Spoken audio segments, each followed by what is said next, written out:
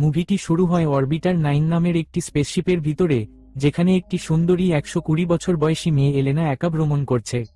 সেই মহাকাশযানটি পৃথিবী থেকে পাল নামক গ্রহে যাত্রা করছিল। শৈশব থেকে এখন পর্যন্ত এলেনা তার পুরো জীবন একই স্পেসশিপে কাটিয়েছে। গোবর জনসংখ্যা, গ্লোবাল ওয়ার্মিং এবং বায়ু দূষণের কারণে বিজ্ঞানীরা একটি নতুন গ্রহ খুঁজছিলেন যেখানে মানুষ পৃথিবী ছেড়ে সেখানে বসতি স্থাপন করতে পারে। এই কারণেই বিজ্ঞানী হেলেনাকে একটি নতুন গ্রহ সেলেস্টে অনুসন্ধান করার মিশনে পাঠিয়েছিলেন। 20 বছর ভ্রমণের পর এলেনা মাত্র অর্ধেক পয়েন্টে পৌঁছেছিল। নোইস সেলসড গ্রহে পৌঁছতে তার এখনও 20 বছর বাকি ছিল। প্রাথমিকভাবে নবজাতক এলেনাকে তার বাবা মা স্পেসশিপে নিয়ে এসেছিলেন এবং তারা তাকে স্পেসশিপেই বড় করেছিলেন। কিন্তু 3 বছর আগে মহাকাশযানে ত্রুটির কারণে মহাকাশযানে অক্সিজেনের পরিমাণ খুবই কম ছিল। এখন যদি তারা তিনজনই মহাকাশযানে থাকতেন তবে অক্সিজেন মাত্র 1 বছর স্থায়ী হতো। অতএব তাকে চূড়ান্ত বিদায় না বলে এলেনার বাবা মা নিঃশব্দে স্পেসশিপ থেকে মহাকাশে লাফ দিয়ে তাদের জীবন ছেড়ে দিয়েছিলেন যাতে এলেনা বেঁচে থাকতে পারে।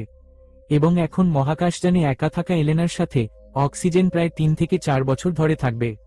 এবং এই 3-4 বছরে মহাকাশের বিভিন্ন স্থানে নির্মিত স্পেস স্টেশন থেকে একজন ইঞ্জিনিয়ার সাহায্যের জন্য তার স্পেসশিপে পৌঁছে যাবেন এবং এইভাবে শেষ 3 বছর সেই স্পেসশিপে একাই কাটিয়েছেন এলিনা। তারপর একদিন মহাকাশযানে অক্সিজেনের মাত্রা কমে যায় মাত্র 1%। মহাকাশযানের কৃত্রিম বুদ্ধিমত্তা এলেনাকে বলে যে একজন প্রকৌশলী আগামী 17 ঘন্টার মধ্যে তাকে সাহায্য করতে আসবে। এলিনা তার বাবা মা ছাড়া জীবনে প্রথমবারের মতো একজন মানুষের সাথে দেখা করতে যাচ্ছিল।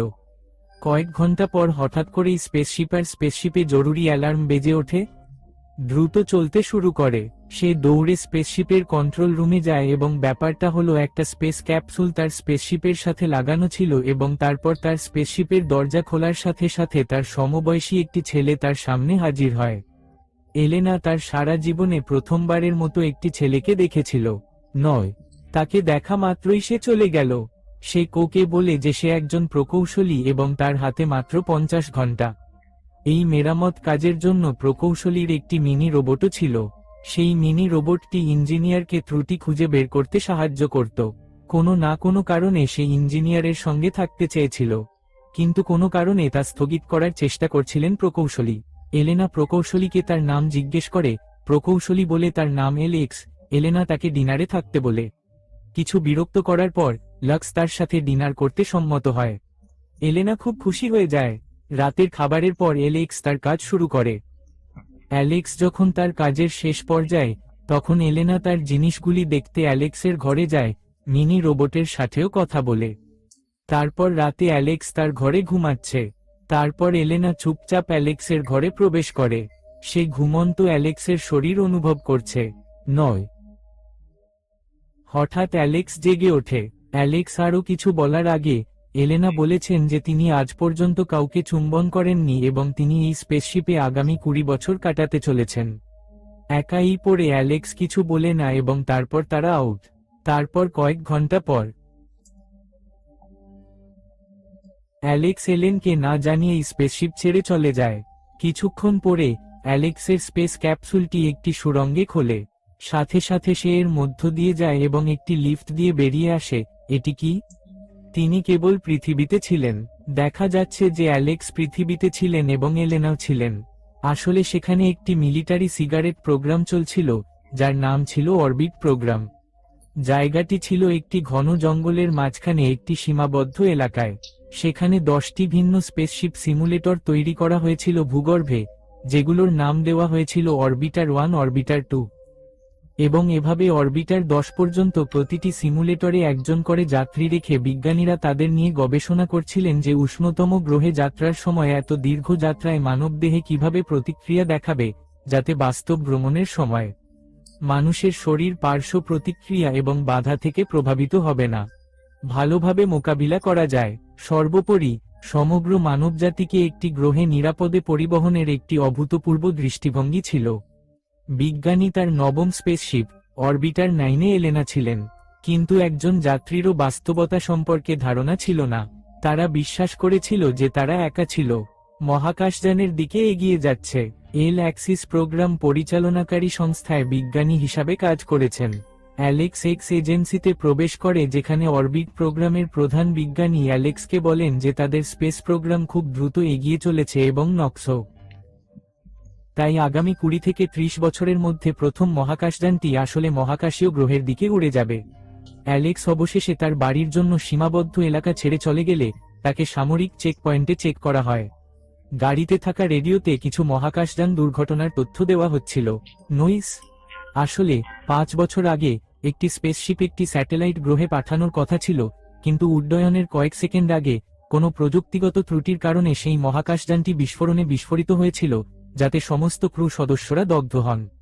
ওই ঘটনার পর ওই প্রকল্পের প্রধান প্রকৌশলী ছিলেন অ্যালেক্স। অ্যালেক্স এক ধরনের বিষণ্ণতায় চলে গিয়েছিল, কারণ কেবল ক্রু সদস্যদেরই হত্যা করা হয়নি, কিন্তু সেলেস্ট গ্রহের মিশনটি উল্লেখযোগ্যভাবে ফিরে এসেছিল। একই ঘটনা থেকে শিক্ষা নিয়ে বিজ্ঞানীরা প্রথমে সিমুলেশনের মাধ্যমে সব সম্ভাবনা খতিয়ে দেখতে চেয়েছিলেন, যাতে এবার কোনো সমস্যা না হয়। তারপর বাসায় পৌঁছানোর পর অ্যালেক্স যখন বিশ্রাম নিচ্ছেন, তখন একটি মিনি রোবট হঠাৎ দেয়ালে এলেনার ভিডিও প্রজেক্ট করে। সেই ভিডিওতে এলেনার একই সুন্দর কথা রয়েছে যা তিনি মিনি রোবটকে বলছিলেন। মিনি রোবটটি গোপনে এলেনার ভিডিও রেকর্ড করেছিল। পরের রাতে অ্যালেক্স তার সাইকোলজিস্টকে দেখতে যায়। মনোবিজ্ঞানী তার মুখ লুকিয়ে রেখেছিলেন। তিনি একটি পর্দার আড়াল থেকে তার ক্লায়েন্টকে স্পষ্টভাবে দেখতে পেলেন, কিন্তু অন্য প্রান্তের ক্লায়েন্ট কিছুই দেখতে পাচ্ছেন না। ঠিক দৃষ্টিতে একটি অ্যানিমেটেড শিয়াল মুখ অ্যালেক্সকে সিমুলেটরের ভিতরের যাত্রীদের সম্পর্কে মনোবিজ্ঞানীকে বলে। বিজ্ঞানীরা যেভাবে ল্যাবে ইঁদুর ব্যবহার করেন, সেইভাবে সিমুলেটরে ওই সব যাত্রীকে ব্যবহার করা হচ্ছে। তিনি সেই যাত্রীদের জন্য, বিশেষ করে এলেন, তাদের উপর পরীক্ষা করার জন্য খুব খারাপ অনুভব করেছিলেন। অ্যালেক্স তার বাড়ির ল্যাব থেকে এলেনকে দেখতে থাকে। ভাবতে থাকলো ওর কথা নয়, তিনি এলেনাকে তার মন থেকে বের করতে অক্ষম হন, এবং তারপরে একদিন অ্যালেক্সের ধৈর্য ফুরিয়ে যায় এবং তিনি একটি সীমাবদ্ধ সামরিক এলাকায় অবস্থিত অরবিটার 9 দিকে রওনা হন। অন্যদিকে এলেনা তার স্পেসশিপে হতাশ হয়ে পড়েছিলেন। হঠাৎ তার স্পেসশিপ চলতে শুরু করে এবং অ্যালার্ম বাজতে শুরু করে, এবং কন্ট্রোল প্যানেলে দেখে যে স্পেস ক্যাপসুলটি তার স্পেসশিপের সাথে সংযুক্ত করা হচ্ছে। কোনো সার্ভিস রিকোয়েস্ট না পাঠানোয় তিনি কিছুই বুঝতে পারছিলেন না। তারপর স্পেস ক্যাপসুল থেকে হঠাৎ এলেক্স বের হতে দেখে সে হতবাক হয়ে যায়। তিনি লক্ষ্য করেন যে এলেক্স একটি স্পেস স্যুট ছাড়াই এসেছে। এলেক্স তাকে বলে যে এটি একটি মহাকাশযান নয়, এটি একটি সিমুলেটর মাত্র। দরজার অপর পাশে পৃথিবী নিজেই। তিনি এলেনাকে বলেন যে তাদের এখনই চলে যেতে হবে। এলেনা কিছুই বুঝতে পারছে না এবং সে নার্ভাস হয়ে অ্যালেক্সকে তার স্পেস ক্যাপসুলে ফিরে যেতে বলে। এটা শুনে অ্যালেক্স সেখানে ইনস্টল করা একটি ক্যামেরা সরিয়ে দেয়। তিনি বলেছেন যে তিনি শৈশব থেকে এখন পর্যন্ত রেকর্ড করা হচ্ছে। এলেনা এখনও বিভ্রান্ত এবং ভীত, কিন্তু তিনি লাক্স সঙ্গে একমত। তিনি এলেনার জায়গায় মিনি রোবট সেট করেন এবং এতে সমস্ত প্লাগ রাখেন যাতে এটি আগের মতোই থাকে। সংস্থাটি এলেনার স্বাস্থ্যের রিপোর্ট পেতে থাকে। অবশেষে সে এলিনাকে সাথে নিয়ে সেখান থেকে চলে যায়। অ্যালেক্স তার হাত ধরে তাকে বাইরে নিয়ে যাচ্ছিল। এলেনা খুব নার্ভাস ছিল। বাইরে আসার সাথে সাথে এলেনা হঠাৎ খুব উজ্জ্বল আলো অনুভব করে। তার হার্টবিট খুব দ্রুত হয়ে গিয়েছিল। নইস তিনি তার সারা জীবনে সূর্যের আলোতে আসেননি। অ্যালেক্স তার ট্রাকের পিছনে একটি বড় বাক্সে এটি লুকিয়ে রাখে এবং তারপরে তার স্পেস স্যুট দিয়ে বাক্সটি ঢেকে দেয়। মিলিটারি চেকপয়েন্টে পৌঁছে একজন সৈনিক তার ট্রাককে রেডিয়েশন ডিটেক্টর দিয়ে স্ক্যান করা শুরু করে। সাথে সাথে ট্রাকের পিছনের দিকে এগিয়ে যায়। নইস ডিটেক্টরের বিপিংয়ের শব্দ আরও জোরে হয়। অ্যালেক্সের প্রাণের সুপটা তার গলায় এসে গিয়েছিল। ট্রাকটি পালাতে চলেছে যখন সৈনিক তাকে বলে যে অ্যালেক্স তার স্পেস স্যুট বাইরে রেখে গেছে, তাই স্ক্যানার রেডিয়েশন তুলে নিচ্ছে। তারপর ওই ট্রাকের বক্সটিও চেক না করেই ট্রাকটিকে এগিয়ে যাওয়ার জন্য সংকেত দেয় এবং অ্যালেক্স অবিলম্বে সেখান থেকে চলে যায়। তারপর সে আলিনাকে একটি ঢিবির কাছে নিয়ে যায় এবং তাকে বাইরে নিয়ে যায়। সে আলিনাকে পুরো সিমুলেটর প্রোগ্রাম সম্পর্কে বলে। আলিনার জন্মের আগে থেকেই এই প্রোগ্রামটি চলছে। তিনি আরও বলেন যে অক্সিজেন সরবরাহের ত্রুটি আপনার জন্য একটি অজুহাত ছিল। আসলে তিনি কৃত্রিম বুদ্ধিমত্তার প্রযুক্তি অনুসন্ধান করতে মহাকাশযানে এসেছিলেন।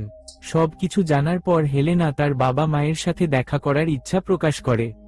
অ্যালেক্স বলেছেন যে কারো জানা উচিত নয় যে তিনি সেখান থেকে বেরিয়ে এসেছেন, বিশেষ করে তার বাবা মা যারা সামরিক বিজ্ঞানী।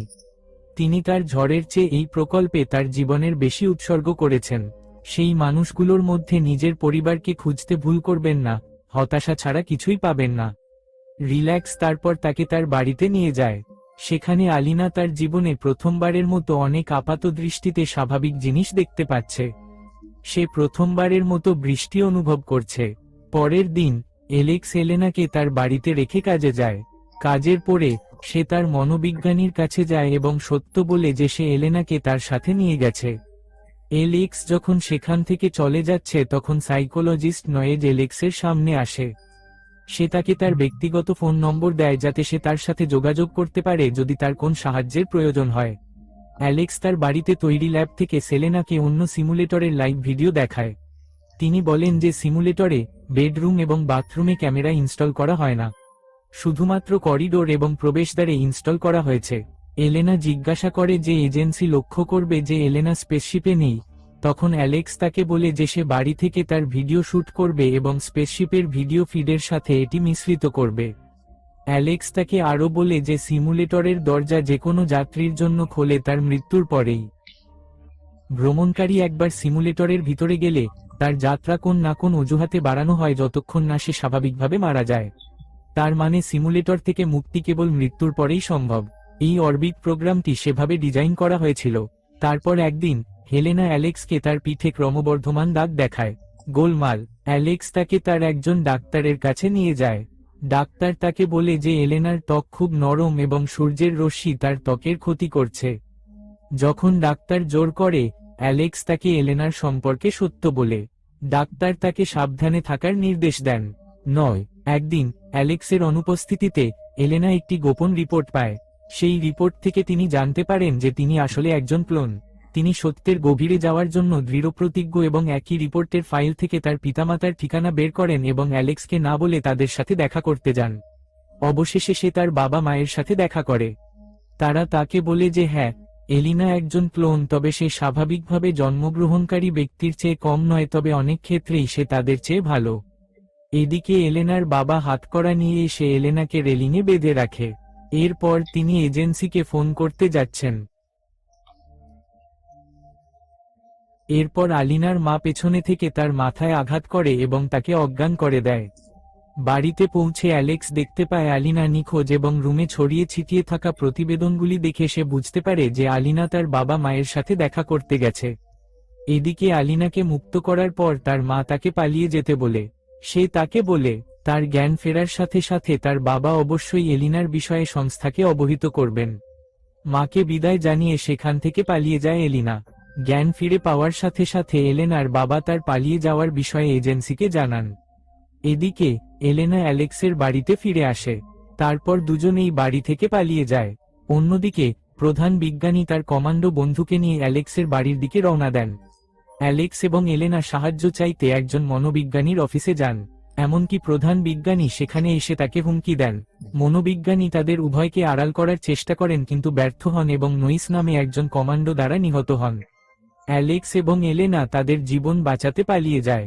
কমান্ডো এবং প্রধান বিজ্ঞানীও তাদের পিছু ছুটছেন। শেষ পর্যন্ত দুজনেই এক জায়গায় আটকে যায়। এখন সেখান থেকে অন্য ছাদে লাফ দেওয়া ছাড়া তাদের আর কোনো উপায় ছিল না। এলেনা অ্যালেক্সকে প্রথমে লাফ দিতে বলে অ্যালেক্স লাফ দেয়। তারপর সে কোকেও লাফ দিতে বলে কিন্তু এলেনা লাফ দেয় না। তিনি অ্যালেক্সকে বাঁচাতে আত্মসমর্পণ করতে বদ্ধপরিকর ছিলেন। শেষ পর্যন্ত কমান্ডোরা এলেনাকে ধরে ফেলে। তারা অ্যালেক্সের দিকেও গুলি চালায় কিন্তু সে সেখান থেকে পালিয়ে যায়।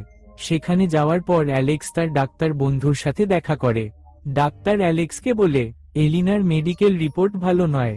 তার ত্বক দ্রুত রোগের দিকে এগিয়ে যাচ্ছে। সূর্যের আলোতে সে বাঁচতে পারে না। অ্যালেক্স ডাক্তারকে বলে যে এলেনা আর তার সাথে নেই, এজেন্সি তাকে ধরে নিয়ে গেছে। এই কথা শুনে ডাক্তার বলে যে এটা একটা দিক দিয়ে এলিনার জন্য ভালো ছিল, কারণ তার শরীর স্পেসশিপের চাপের পরিবেশে অভ্যস্ত হয়ে গেছে এবং সে আর এর বাইরে থাকতে পারবে না। ডাক্তার আরও জানান যে এলিনা গর্ভবতী। অন্যদিকে এজেন্সির প্রধান বিজ্ঞানী এলেনাকে বলেন যে এখন সে তাদের কোন কাজে আসছে না, সে কারণেই এজেন্সি তাকে নির্মূল করতে যাচ্ছে। ঠিক তখনই তিনি অ্যালেক্স থেকে একটি কল পান। অ্যালেক্স তাকে বলে যে তার জন্য তার একটি লাভজনক চুক্তি রয়েছে যেখানে প্রধান বিজ্ঞানীর সবচেয়ে বেশি সুবিধা রয়েছে, যার পরে অ্যালেক্স এজেন্সির দিকে যাত্রা করে। অন্যদিকে এলিনাকে বিষের ইনজেকশন দেওয়ার জন্য নিয়ে যাওয়া হচ্ছিল। অ্যালেক্স সামরিক চেকপয়েন্ট ভেঙে দ্রুত এগিয়ে যায়। সেনাবাহিনীর সৈন্যরা তাকে লক্ষ্য করে গুলি চালায়, সেখানে একটি গুলি লাগে। ঠিক তখনই প্রধান বিজ্ঞানী সেখানে আসেন এবং সেনাবাহিনীকে এলেক্স এই গুলি চালানো থেকে বিরত করেন। এরপরে তারা এলেক্স এবং এলিনার সাথে পরিচয় করিয়ে দেয়। দুজনেই একে অপরকে দেখে খুব আবেগপ্রবণ হয়ে পড়েন। তারপর অ্যালেক্স প্রধান বিজ্ঞানীকে বলে যে সেও এলেনার সাথে স্পেসশিপ সিমুলেটরের ভিতরে থাকতে চায়। অ্যালেক্স প্রধান বিজ্ঞানীকে এলেনার মেডিকেল রিপোর্ট দেখান। এলেনা 6 সপ্তাহের গর্ভবতী ছিলেন। তার ভেতরে একটা বাচ্চা মেয়ে বেড়ে উঠছিল।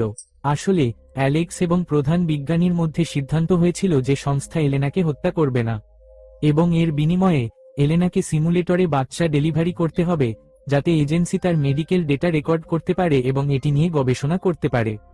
কারণ আজ পর্যন্ত সিমুলেটরের ভিতরে কোনো সন্তান প্রসব করা হয়নি, এলেনার জীবন আসলেই তার গর্ভধারণের কারণে রক্ষা পেয়েছিল। কিন্তু এলিনা একটা শর্ত দেয়, যখন তার সন্তান বড় হয় তখন তাকে সিমুলেটর থেকে মুক্ত করা উচিত, এবং তারপর কয়েক বছর পরে একই জিনিস ঘটে। এলেনার মেয়ে সিমুলেটর থেকে বেরিয়ে আসে এবং তারপর সিনেমাটি সেখানেই শেষ হয়।